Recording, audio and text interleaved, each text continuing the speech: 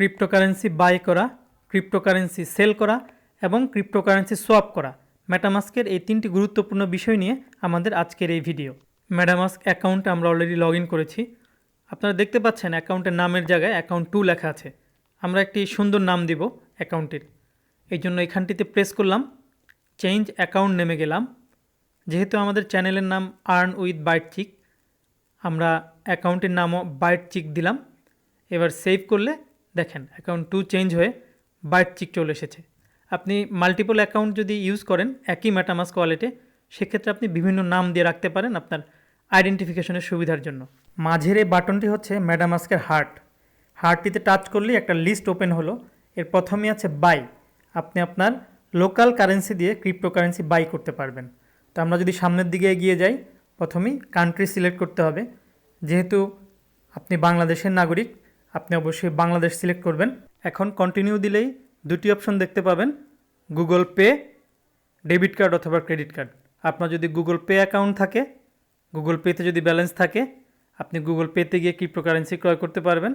অথবা আপনার debit card, credit card, আপনার ব্যাংক যদি অনলাইন পারচেজ সাপোর্ট করে, সেক্ষেত্রে আপনি ক্রিপ্টোকারেন্সি সরাসরি মেটামাস্কে ক্রয় করতে পারবেন।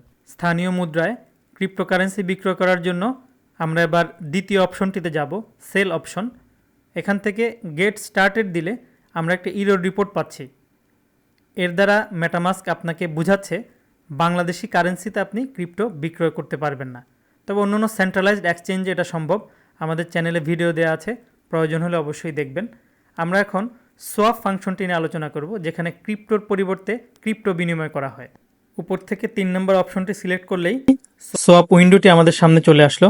আমার অ্যাকাউন্টে কিছু বিএনবি থাকার কারণে বাই ডিফল্ট সে বিএনবি সিলেক্ট করে নিয়েছে। সিলেক্ট এ টোকেন এই অপশনটিতে গেলেই বিএনবি সাপোর্টেড সকল ক্রিপ্টোকারেন্সি এখানে চলে আসবে। একেবারে নতুন যে ক্রিপ্টোকারেন্সিগুলো, সেগুলো নাও আসতে পারে। সেই ক্ষেত্রে আপনারা টোকেন অ্যাড করে নেবেন। আমাদের চ্যানেলে ভিডিও দেওয়া আছে কিভাবে টোকেন অ্যাড করতে হয়। তো আপনারা দেখতে পাচ্ছেন এখানে সকল সাপোর্টেড ক্রিপ্টোকারেন্সি আছে। আপনি চাইলে সার্চে গিয়ে ক্রিপ্টোকারেন্সির নাম লিখতে পারেন। আমরা বিএনবিকে ইউএসডিটির সাথে আপাতত সোয়াপ করে আপনাদেরকে দেখাবো। তা আমি ইউএসডিটি লিখলাম। লিখলেই দেখেন ইউএসডিটি আইকনটা চলে এসেছে। আইকন প্রেস করলেই সোয়াপ উইন্ডোতে সে আমাকে আবার ব্যাক করে নিয়ে আসলো। আমি কতটুকু বিএনবি আসলে সোয়াপ করতে চাই এবার আমাকে লিখতে হবে। তা আমার যেহেতু 0.007 সামথিং আছে, আমি 0.003 লিখলাম। নিচে বাম পাশে স্লিপেজ দেয়া আছে 2%। স্লিপেজ মানে হচ্ছে প্রাইস ফ্লাকচুয়েশন, কতটুকু আপনি টলারেট করবেন। ধরেন আমি 100 টাকা প্রাইস দিলাম, 1% আমি এখন সিলেক্ট করেছি, মানে 101 টাকা বা নিচে 99 টাকা, এর বেশি হলে ট্রানজ্যাকশনটা সাকসেসফুল হবে না। স্লিপেজ মানে হচ্ছে এটা। স্লিপেজ সেট হয়ে যাওয়ার পরে আমি গেট কিওতে প্রেস করব। এখন মেটামাস্ক তার সাথে লিঙ্কড করা সবগুলো ডি অ্যাপ এবং ডেক্সে সার্চ করবে যে সবচেয়ে বেস্ট প্রাইস আপনার জন্য কোনটা। ওই প্রাইসটা সে অটোমেটিক্যালি আপনার জন্য সিলেক্ট করবে। একটু সময় নিবে, আপনারা ধৈর্য ধরে এই টাইমটাতে অপেক্ষা করবেন। মেটামাস্ক প্রাইস কোড শো করেছে। এখানে 3টা প্রাইস কোডের ভিতরে সে সবচেয়ে বেস্টটা আমার জন্য চুজ করেছে।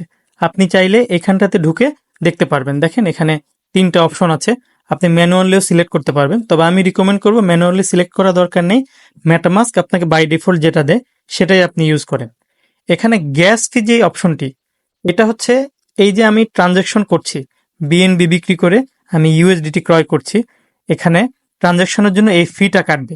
এই ফিটাও আপনি চাইলে ম্যানুয়ালি চেঞ্জ করতে পারেন। এখানে ঢুকলে দেখেন মার্কেট এবং অ্যাডভান্সে আরও কিছু অপশন আছে। এখানেও আমি রিকমেন্ড করব আপনি মেটামাস্কের বাই ডিফল্ট যেটা দেয় সেটাই রাখেন। আপনি যদি খুব অ্যাডভান্স নলেজ থাকে আপনার, সেই ক্ষেত্রে আপনি এগুলোতে একটু নড়াচড়া করতে পারেন। এই কাজগুলো হয়ে যাওয়ার পরে আমরা এখন নিচে সুইপ টু সোয়াপের যে বারটি আছে, বাম পাশ থেকে চাপ দিয়ে ধরে বাটনটিকে ডান পাশে নিয়ে আসব। এরপরে সোয়াপ দিলেই ব্লক চেইনে ট্রানজ্যাকশন শুরু হয়ে যাবে। আপনারা জানেন কিছু সময় লাগে ব্লক চেইন ট্রানজ্যাকশন হতে, তো আমরা একটু ধৈর্য ধরে অপেক্ষা করব। আপনারা ব্যালেন্সটা খেয়াল করেন বিএনবি এবং ইউএসডিটির, কিছুক্ষণের ভিতরে দেখবেন বিএনবির ব্যালেন্সটা কমে গিয়েছে, ইউএসডিটির ব্যালেন্সটা বেড়ে গিয়েছে। আপনারা নোটিস করেছেন আমার বিএনবি কিন্তু অলরেডি কমে গিয়েছে, বাট ইউএসডিটি এখনো বৃদ্ধি পায়নি। একটু সময় দেন, এই যে দেখেন অলরেডি ইউএসডিটিও বেড়ে গিয়েছে, তার মানে আমার ট্রানজ্যাকশন সাকসেসফুল। আমি চাইলে অন্যভাবেও চেক করতে পারি। ইউএসডিটিতে ঢুকলে প্রাইসের পরেই একটু নিচের দিকে মানে সবার শেষে যদি আমি যাই তাহলে ট্রানজ্যাকশনটি দেখেন অলরেডি রেকর্ড হয়েছে। বিএনবি টু ইউএসডিটি ভলিউম সহ দেখাচ্ছে। এভাবে আপনি চেক করতে পারবেন আপনার ট্রানজ্যাকশনটি হয়েছে কিনা। অথবা আপনি যদি বিএনবিতেও ঢুকেন সেমভাবে প্রাইসের পর সবার নিচের দিকে যদি আপনি আসেন এখানেও দেখাচ্ছে বিএনবি টু ইউএসডিটি ভলিউমটা কিন্তু আপনাকে দেখাচ্ছে। এখান থেকেও আপনি চেক করতে পারবেন। অথবা আরও একটা ওয়েতে আপনি চেক করতে পারবেন, মেটামাস্কের এই অপশনটিতে ট্রানজ্যাকশন হিস্ট্রি থাকে। এই অপশনটিতে ঢুকলে আপনি দেখতে পারবেন এখানেও ট্রানজ্যাকশনটি রেকর্ড হয়েছে। তো এই ছিল বন্ধুরা বিস্তারিত। ভিডিওটি যদি ভালো লাগে থাকে অবশ্যই চ্যানেলটি সাবস্ক্রাইব করবেন।